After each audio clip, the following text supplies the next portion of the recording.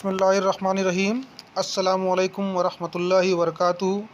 मेरे अज़ीज़ तलबा व तालिबात, मैं doctor Mirajuddin Khan, assistant professor शोबा उर्दू किसान पीजी कॉलेज बहराइच आपकी खिदमत में हाज़िर हूँ।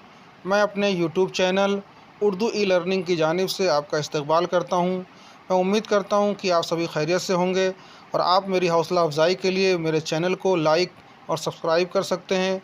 आज मैं निहायत अहम मौजू के मुताल्लिक़ गुफ्तगू करूँगा। आज हमारा उन्वान होगा रजब अली बैग सुरूर और उनकी दास्तान फसाना अजायब। नाम रजब अली बैग सुरूर, तखल्लुस सुरूर, वालिद असगर अली बैग, पैदाइश 1786 लखनऊ। उस्ताद आगा नवाजिश सुरूर शेर व अदब, उलूम व फ़नून, मौसीकी, खत्ताती और इल्म नजूम में भी दस्तरस रखते थे। अदबी कारनामे। फसाना अजायब 1824 में लिखी गई।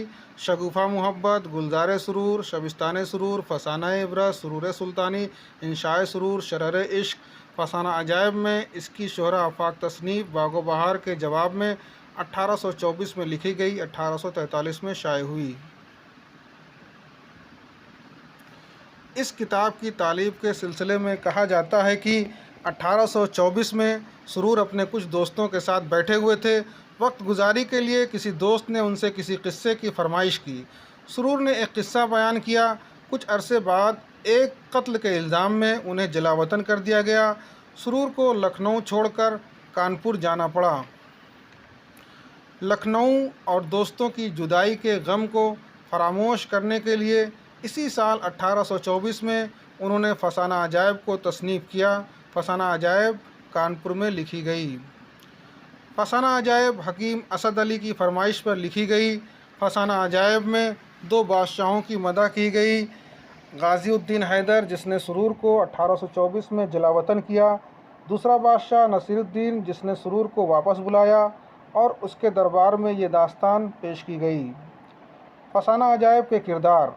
फसाना अजायब में जाने आलम, अंजुमन आरा, मलका महर निगार, माह तलत और वज़ीरज़ादे के अलावा तोता, सौदागर, जोगी, देवनी और अंजुमन आरा के किरदार भी मुतहर्रिक नज़र आते हैं। फसाना अजायब का सबसे ज़्यादा कामयाब, मुतहर्रिक और जानदार किरदार मलका महर निगार का है। महर निगार का किरदार इतना फ़ाल जानदार है कि डॉक्टर नैयर मसूद ने मलका महर निगार को हीरोइन करार दिया है। फसाना अजायब उर्दू और शुमाली हिंद की पहली तबाज़ात दास्तान है। फसाना अजायब की दीगर खसूसियात। फसाना अजायब की शोहरत और अज़मत का राज पुरतकल्लुफ़ उसलूब और लखनऊ की तहज़ीब व मुआशरत की अक्कासी है। फसाना अजायब ज़बान व बयान के एतबार से नौतर्ज़ मुरस्सा की तक़लीद में लिखी गई है। फसाना अजायब का प्लाट न तो गैर मरबूत है और न पेचीदा, इसमें तसलसल भी है और वहदत तासीर भी है। प्लाट के इस एकहरेपन की वजह से बास नाक़िदीन ने फसाना अजायब को नावल करार दिया है। और मुख्तसर और इसकी तफसील आपको सामने में बयान करता हूँ।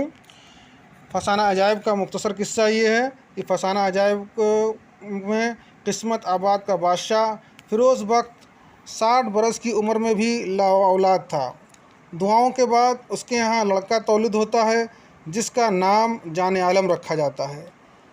और नजूमी बताते हैं कि 15वीं सदी में शहज़ादे को 15वें बरस में शहज़ादे को मुश्किलात पड़ेंगी और राजपाट छोड़कर वापस जाना पड़ेगा। 14वें बरस में इसकी शादी मातला से कर दी जाती है।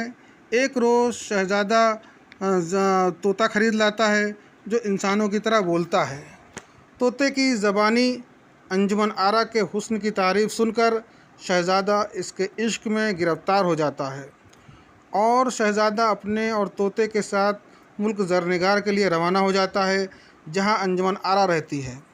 रास्ते में शहज़ादा एक खूबसूरत हिरन पकड़ने की ख्वाहिश में तोते और वज़ीरज़ादे से बिछड़ जाता है और तिलिस्म यानी जादू में गिरफ़्तार हो जाता है।